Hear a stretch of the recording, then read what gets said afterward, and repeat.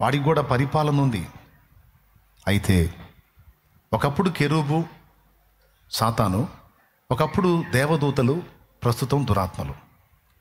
ఒకప్పుడు కెరూబు ఇప్పుడు సాతానుగా మారిపోయాడు, ఒకప్పుడు దేవదూతలు ఇప్పుడు దురాత్మలుగా మారిపోయారు. అపవిత్రాత్మన్నా దురాత్మన్నా దయ్యమన్నా ఒకటే. మళ్ళా వాటన్నిటికీ ఒకే డ్యూటీ లేదు, అన్ని రకరకాల డ్యూటీలు తీసుకుంటాయి. మళ్ళీ వాటన్నిటికీ ఒకే కేడర్ లేదు, రకరకాల కేడర్స్.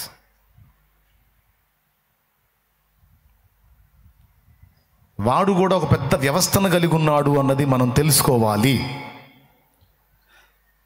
ఇప్పుడు వాడు ఏ రాష్ట్రంలో ఉన్నాడు, ఏ దేశంలో ఉన్నాడు, ఏ గ్రహంలో ఉన్నాడు, ఏ నక్షత్రంలో ఉన్నాడు అనేది డౌట్ రావచ్చు మీకు. వాడు ఏ గ్రహంలో ఏ నక్షత్రం లేడు, భూగ్రహం మీదే ఉన్నాడు వాడు. ఎందుకంటే వేరే ప్రదేశాలు ఎక్కడ వాడికి చోట్లేదు. ఎందుకంటే మిగిలిన గ్రహాలు లేకపోతే నక్షత్రాల్లో, నక్షత్ర మండలాల్లో మిగిలినటువంటి ప్రపంచాలు ఎక్కడెక్కడ ఉన్నాయో అక్కడెల్లా కూడా ఎక్కడ వాడికి స్థానం చిక్కల. వాడికి స్థానం చిక్కిన ప్రదేశం ఒకే ఒక్కటిది భూగ్రహం. అది కూడా ఎలా చిక్కిందంటే ఆదాము హవ్వలు వాడి మాట విన్నందున వాళ్ళ అధికారం వాడికి అప్పచెప్పి ఆ రోజు నుంచి ఇక వాడి పెత్తనం భూమి మీద స్టార్ట్ అయింది. అందుకని ఈ భూగోళాన్ని నాటి నుంచి నేటి వరకు వాడు ఏళ్తున్నాడు. ఎవరు వాడు? వెంకట సుబ్బయ్య, సాతానయ్య. విను, జాగ్రత్తగా విను. ఎవరు? సాతాను. స్తోత్రం. కంటికి కనబడడు కానీ చాలా పనులు చేస్తాడు వాడు. కంటికి కనబడవవి నిన్ను చావు చావు చావు చావు అని ఆత్మహత్యకు ప్రేరేపించేదయ్యే, వ్యభిచారానికి రేపేదయ్యే, మద్యపానానికి రేపేదయ్యే, మాదక ద్రవ్యాలకు రేపేదయ్యే, హత్యలకు రేపేదయ్యే, దుర్మార్గాలు చేయడానికి రేపేదయ్యే, మనుషుల్ని నాశనం చేయడానికి వాళ్ళ జవసత్వాలని పీల్చి పిప్పి చేసేదయ్యే. కానీ ఇవి ఉన్నాయి, ఇవి ఇలా చేస్తున్నాయని ఎవరికి తెలియదు. సమాజం చూసినా, కుటుంబం చూసినా సంబంధిత వ్యక్తులనే చూస్తారు కానీ వ్యక్తుల వెనకుండి వాళ్ళని వేటాడుతున్నటువంటి దురాత్మలను గుర్తించరు. ఎందుకంటే అవి మాయాస్వరూపులు అదృశ్యంగా ఉండి పనిచేస్తాయి.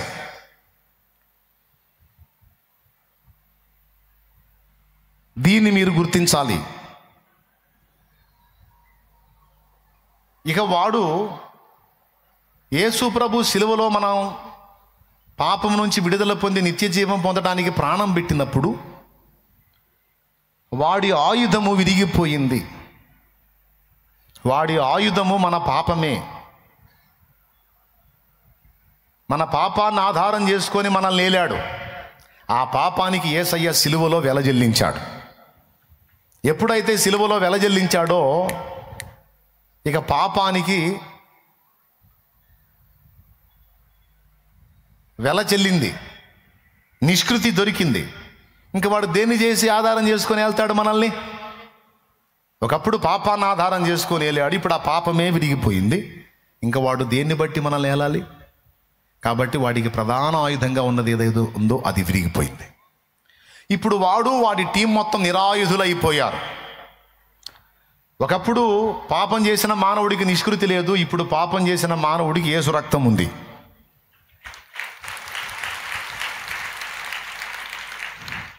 అవునా? యేసు రక్తం ఉందంటే నిరీక్షణ ఉంది పాపికి, ఒకప్పుడు లేదు. ప్రసంగి గ్రంథములోనే జస్ట్ పేజీ తిప్పుకో చాలు. ఆల్రెడీ తీసి పెట్టావుగా, పేజీ తిప్పు.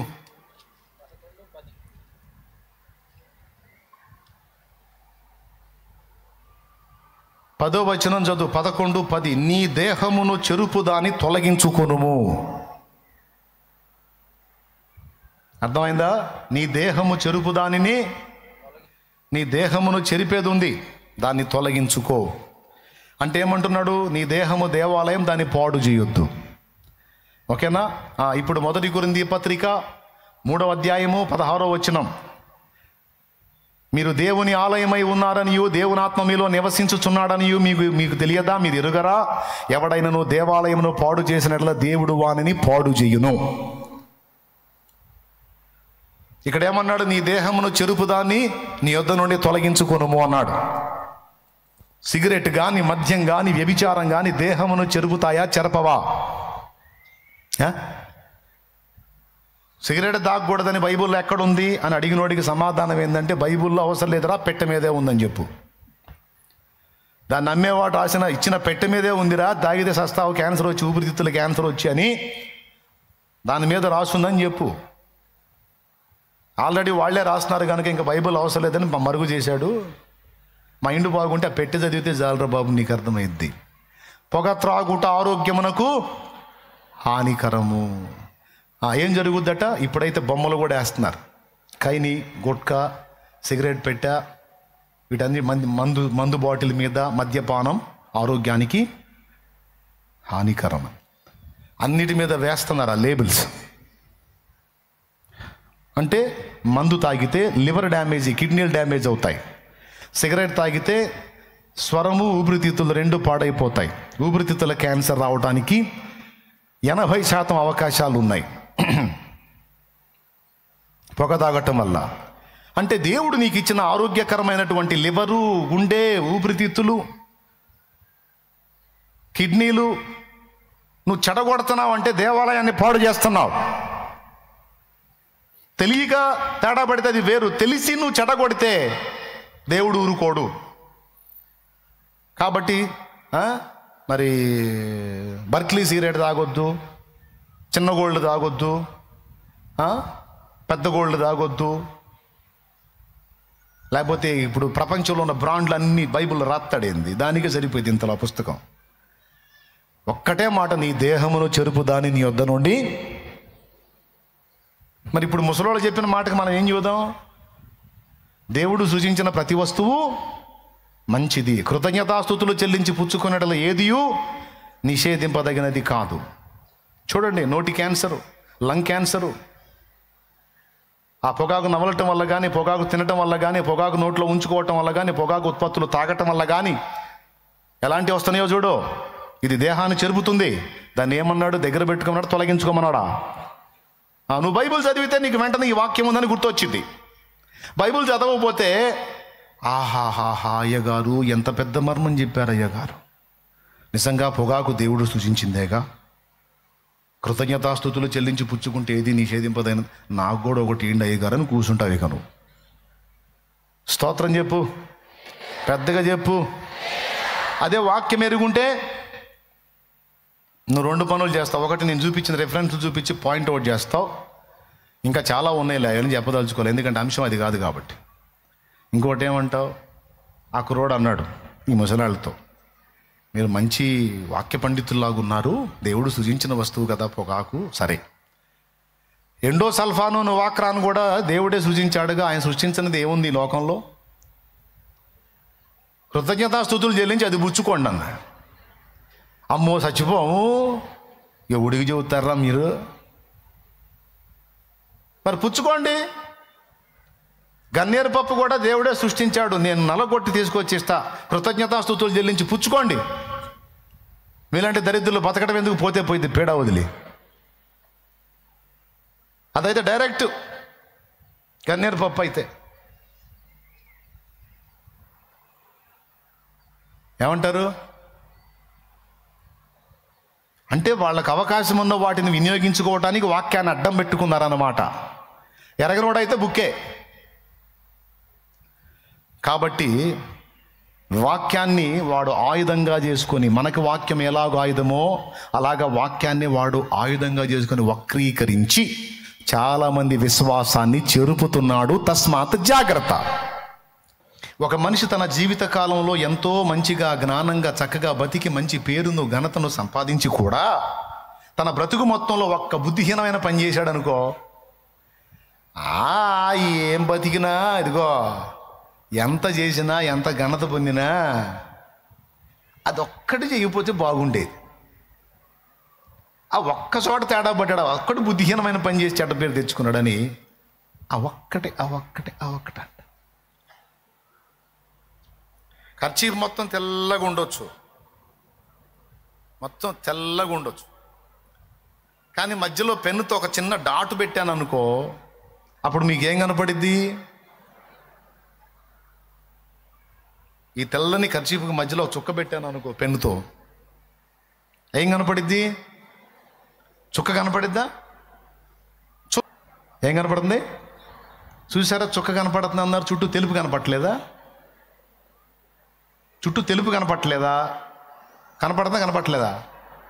మరి చుక్క కనపడుతుంది అన్నావు ఏంది? అదిగో చూసా, మరి హైలైట్ అవుతుందంట చుక్క. బుద్ధిహీనత ఇంత పెద్ద వైట్ను కూడా డ్యామేజ్ చేసిందన్నమాట. బుద్ధిహీనత ఒక చిన్న చుక్క లాంటిదే, కానీ ఆ చిన్న చుక్క లాంటి బుద్ధిహీనతను మనం కానీ చోటిస్తే ఇంత పెద్ద తెలుపుని కూడా అది దెబ్బగొట్టిద్ది. ఇప్పుడు అర్థమైంది మీకు, అవునా?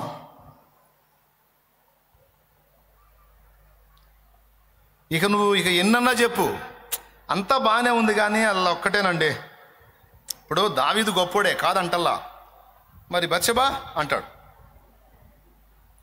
సంసోను గొప్పోడేనండి కాదంటల్లా, మరి దెలీలా అంటాడు. ఏమన్నా అర్థమైందని చెప్పింది? చంపాడండి, గాడిద దవడ ఎముకతో 1000 మందిని చంపాడు కాదని అంటల్లా. సింహాన్ని చీల్చాడు కాదంటల్లా. 300 నక్కలు ఒక్క రాత్రిలో పట్టుకున్నాడు కాదంటల్లా. ఫిలిస్తీన్లు 30 తిప్పలు పెట్టి 30 చెరువులు నీళ్లు దాయించాడు కాదంటల్లా, మరి దెలీలా అంటాడు. దావీదు సింహాన్ని చీల్చాడు, ఎలుగుబంటిని చీల్చాడు, సౌలుని గెలిచాడు, లేకపోతే గొల్యాతును కొట్టాడు. అబ్బో, పెద్ద పండితుడు, సంగీతకారుడు, మంచి సింగరు, రచయిత, దీర్ఘదర్శి, ప్రవక్త, యుద్ధవీరుడు, శూరుడు, దేవుని చిత్తానుసారమైన మనస్సు గలవాడిన టైటిల్ పొందినోడు, అన్నీ బాగున్నాయి. మరి బత్షెబా, మరి ఆమె సంగతి ఏంది అంటే, ఇక్కడ జ్ఞాని అయిన సొలొమోను పరిశుద్ధాత్మ ప్రేరేపితుడై చెప్తున్న మాట ఏమిటంటే, అరే బాబు, కొంచెము బుద్ధిహీనత ఎంత గొప్ప ఘనతని, జ్ఞానాన్ని కూడా తేలగొట్టింది నాయన. ఘనత కంటే కూడా, జ్ఞానం కంటే కూడా ఎక్కువ వెయిట్ ఉండేది బుద్ధిహీనత. దానికి చోటు ఇవ్వకుండా జాగ్రత్త పడండి అన్నాడు.